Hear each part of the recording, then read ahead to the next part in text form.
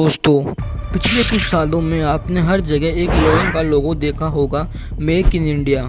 पर इसका मतलब क्या होता है? हम दुनिया को बड़े गर्व से कहते हैं कि हम दुनिया के दूसरे सबसे बड़े मोबाइल मैन्युफैक्चरर बन चुके हैं और हमारे प्रोडक्ट दुनिया भर में ट्रेंड कर रहे हैं। आपने कभी सोचा है कि लोगों के पीछे की असलियत क्या है?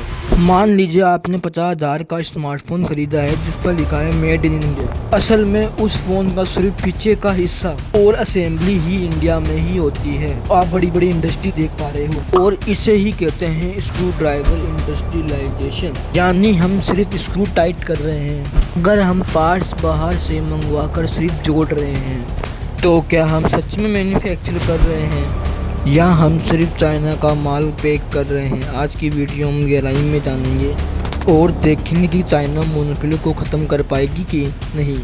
चाइना जो आज है वो रातों रात नहीं बना। 1980 में चाइना के पूर्व अधिकारी ने सिस्टम को जनरेट किया जिसे कहा गया क्लस्टर मैन्युफैक्चरिंग शुरू किया गया। मतलब ये कि अगर एक शहर में खिलौने बन रहे हैं तो उसके अगले गली में प्लास्टिक मिलेगा, उसके अगले ब्लॉक में पेंट मिलेगा, 10 किलोमीटर दूर पोर्ट होगा जहाँ से खिलौने पूरी दुनिया में फैल जाएंगे। अब हम बात करते हैं इंडिया के हालात। अगर आपको इंडिया में फैक्ट्री लगानी है तो सबसे पहले आपको ज़मीन लेनी होगी और सबसे पहले आपको ज़मीन लेने में ही 3 साल लग जाएंगे। उसके बाद बिजली का कनेक्शन के लिए चक्कर काटने होंगे।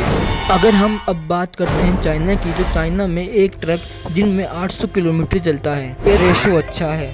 इंडिया में वही ट्रक खराब सड़कों और टोल के वजह से मुश्किल से 300 से 400 किलोमीटर ही चल पाता है। अगर ये रेशो हम चाइना से कंपेयर करें तो बहुत कम है। इसका मतलब है हमारा सामान महंगा हो जाता है मार्केट में पहुंचने से पहले ही। ये रियलिटी ऑफ इंडिया। एप्पल का इंडिया में आना मेक इन इंडिया की सबसे बड़ी जीत मानी जाती है। यही बहुत बड़ा कारण है इकोनॉमी है। और हम बात करें फॉक्सकॉन और टाटा अब आईफोन बना रहे हैं। ये दोनों कंपनी हमारी इंडिया की नींव है, हमारी कंट्री को चरम सीमा पे ले जाती है। लेकिन यहाँ दोस्तों एक ट्विस्ट है। यहाँ सबसे बड़ा टेक्निकल पॉइंट है वैल्यू एडिशन। अगर आपको आईफोन बनाना है तो आपको लगभग 1000 से ज़्यादा कंपोनेंट्स चाहिए होंगे। इसमें हम बात करें तो प्रोसेसर तालिबान से आता है और कैमरा जापान से और स्क्रीन साउथ कोरिया से। इंडिया सिर्फ 12 से 15 वैल्यू एडिशन कर रहा है। इस पर हम बात करें चाइना की तो 30% तक चला जाता है। और दोस्तों, जब तक हम ये हाई वैल्यू पार्ट जैसे चिप्स और डिस्प्ले इंडिया में नहीं बनाएंगे, जब तक हम सिर्फ असेंबली लाइन बनकर ही रह जाएंगे। ये कंपनीज वहाँ चली जाएगी जहाँ चीप लेबर की मांग होगी।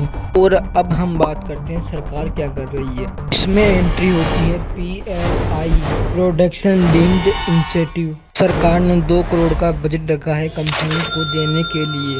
पर ऐसा क्यों है? इसका मतलब है आप हमारे लिए प्रोडक्ट बनाएं, हम आपको पैसे देंगे। अगर आपने अभी तक भी चैनल को सब्सक्राइब नहीं किया तो प्लीज़ चैनल को सब्सक्राइब कर देना। PLI स्कीम केवल इनके लिए हैं जो बड़े लेवल पर काम कर रहे हैं, जैसे कोई सरकारी नौकरी। हमारे देश में MSME का क्या? तब तक छोटे बिजनेसमैन मैन्युफैक्चरिंग में नहीं आएंगे जब तक मास प्रोडक्शन नहीं होगा। अब मैं आपको एक वीडियो दिखाऊंगा जिसमें चाइना के छोटे छोटे घरों में मैन्युफैक्चरिंग का काम होता है।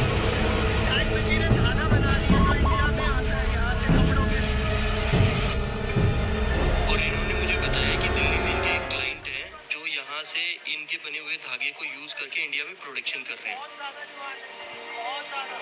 देखिए हमें मेक इन। सॉरी दोस्तों, ये वीडियो मैं पूरी नहीं बना सकता, इसलिए सब्सक्राइब करके चैनल को फॉलो जरूर कर लेना।